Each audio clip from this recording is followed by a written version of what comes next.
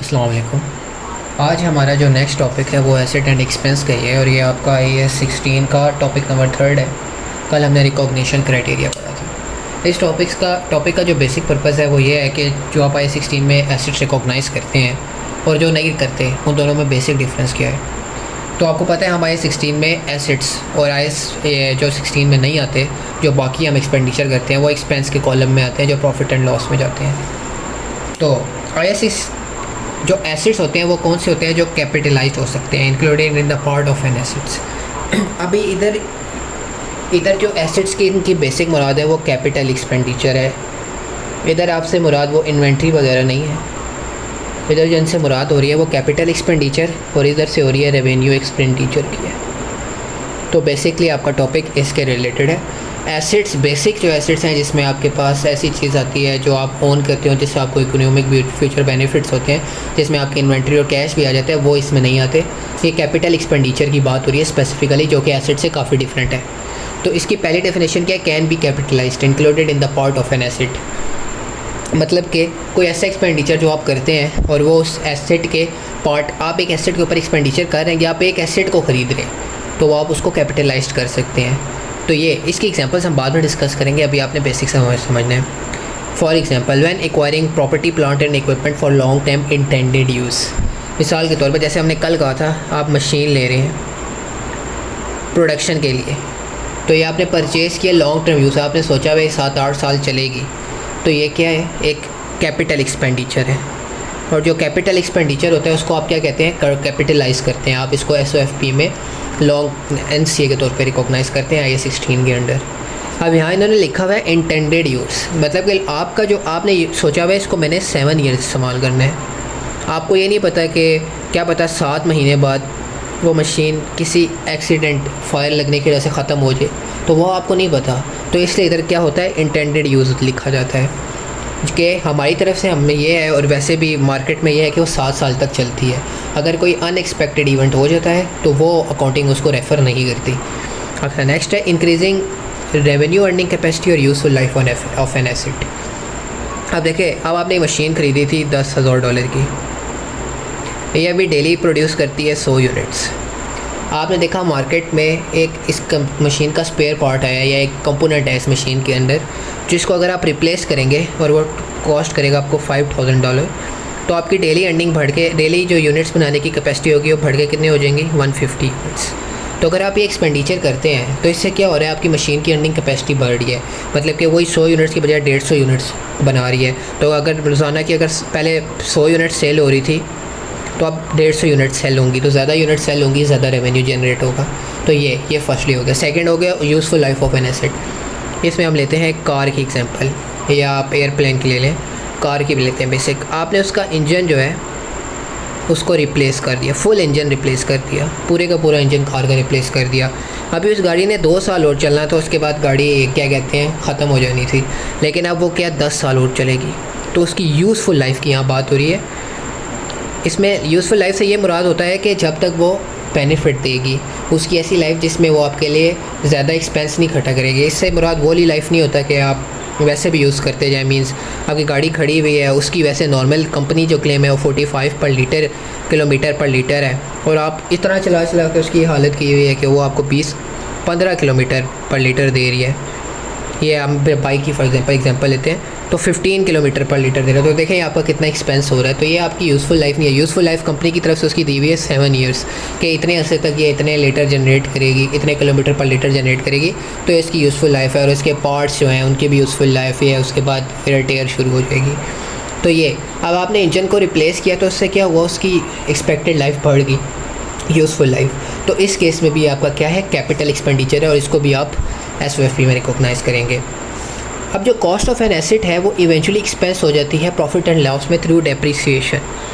आपको पता है जब भी आप कोई एसेट रिकॉग्नाइज़ करते हैं, फॉर एग्जांपल ये हमने 10,000 की मशीन रिकॉग्नाइज़ की SOFP में, इसकी यूज़फुल लाइफ लिखी हुई है, फॉर एग्जांपल ये 7 ही हम 10 ईयर्स कर लेते हैं। तो हम इवेंचुअली क्या करते हैं कि इस 10,000 को 10 से डिवाइड करके हर साल हम $1,000 क्या कहते हैं प्रॉफिट एंड लॉस में डेप्रिसिएशन में चार्ज कर देते हैं। तो इस लाइन से ये मुराद है कि बेशक आप एक चीज़ को कैपिटलाइज करते हैं बट इवेंचुअली ये होता है कि उसने क्या कहते हैं प्रॉफिट एंड लॉस में चला जाता है। और ये मोस्ट ऑफ द केसेस है, इसमें एक्सेप्शंस आती हैं लैंड भी जो कि डेप्रिशिएट नहीं होता। अब हमारे पास नेक्स्ट आता है एक्सपेंस, रेवेन्यू एक्सपेंडिचर। ये अकर्ड इन डेली ऑपरेशंस, ये रोज़ाना के जो रोज़मर्रा के काम होते हैं उसमें होते हैं। अब इसकी एग्जांपल्स लेते हैं। Buying and manufacturing goods to be sold. For example आपकी शर्ट्स का बिज़नेस है, आप उसके लिए जो रॉ मटेरियल लाए, जो धागा हो गया या और जो चीज़ें, वो जो आप इसमें आपका ख़र्चा आया, ये आपका क्या रेवेन्यू एक्सपेंडिचर है और ये इसको आप कॉस्ट ऑफ सेल्स में रिकॉग्नाइज़ करते हैं, ये आपको आइडिया होगा।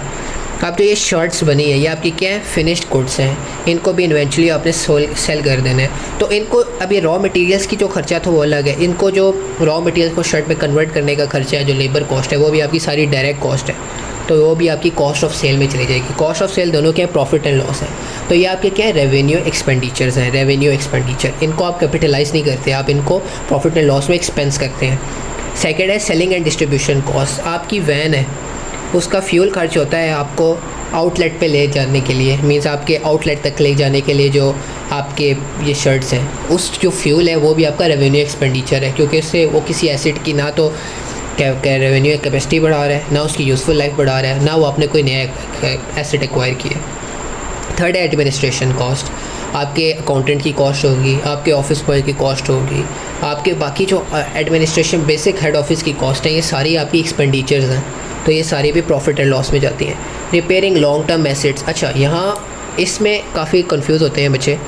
जो लॉन्ग टर्म एसेट है, जब आप उनको रिपेयर करते हैं, जिनसे वो क्या कहते हैं नॉर्मल यूज़ में दोबारा बैक टू नॉर्मल यूज़ हो जाते हैं, मतलब कि जैसे वो ऑपरेट हो रहे थे वो वैसे ही ऑपरेट होना शुरू हो जाएंगे।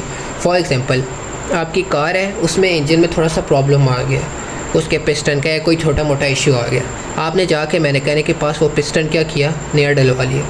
अब इससे ये हुआ कि कार पहले भी चल रही थी, पिस्टन खराब हुआ, पिस्टन डलवाने के बाद दोबारा भी चल रही है। कार की ना यूज़फुल लाइफ बढ़ी है, ना उसकी कोई रेवेन्यू, मतलब कि ना उसके रेवेन्यू अर्निंग कैपेसिटी में इसमें क्या आ सकता है कि वो ज़्यादा किलोमीटर पर लीटर दे, वो ऐसा भी कुछ नहीं हुआ। तो इस केस में ये क्या है, आपका रेवेन्यू एक्सपेंडिचर है, इसको आपने क्या करना है, एक्सपेंस करना है। अदर एग्जांपल होती है पेंट। अब इसमें बहुत ज़्यादा कन्फ्यूजन होती है। अब आप घर को पेंट करते हैं या आप ऑफिस को पेंट करते हैं, तो इन दोनों केसेस में उसमें ना तो यूज़फुल लाइफ बढ़ रही है, ना आप क्या कहते हैं रेवेन्यू अर्निंग कैपेसिटी बढ़ रही है। तो इस केस में पेंट क्या होगा, एक्सपेंडिचर होगा। और रिफर्बिशमेंट, इसमें ये होता है कि आप जो छोटी मोटी वेयर होती है, मतलब कि छोटे मोटे आपके कहीं से दीवार उखड़ी है, उसको आपने थोड़ा सा सेट करा लिया। बट फॉर एग्जांपल आप क्या कहते हैं, एक आपका वेयर हाउस है ओल्ड सा, बहुत पुराना सा, जो बिल्कुल ही ख़राब है, उसको आप पूरा ट्रांसफॉर्म कर देते हैं न्यू ऑफिस बिल्डिंग में।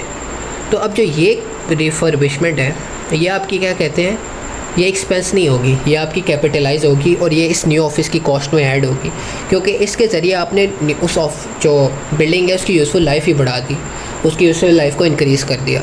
तो ऐसे केसेस में जो रिफर्बिशमेंट होती है, जिससे आपके एसेट को वैल्यू मिलती है, उसकी आगे यूज़फुल लाइफ बढ़ जाती है, उस केस में आपने एक्सपेंडिचर को क्या करना होता है, कैपिटलाइज करना होता है। तो अब जो नेक्स्ट पॉइंट लिखा है वो expense to profit and loss and recognise in the same accounting period as revenue. Expense to profit and loss तो आपको समझ आ गया। अब recognise in the same accounting period as a revenue. इसकी एग्जांपल मैं आपको शर्ट्स वाले से समझाता हूँ। देखिए आपने 150 शर्ट्स सेल की हैं, ठीक है।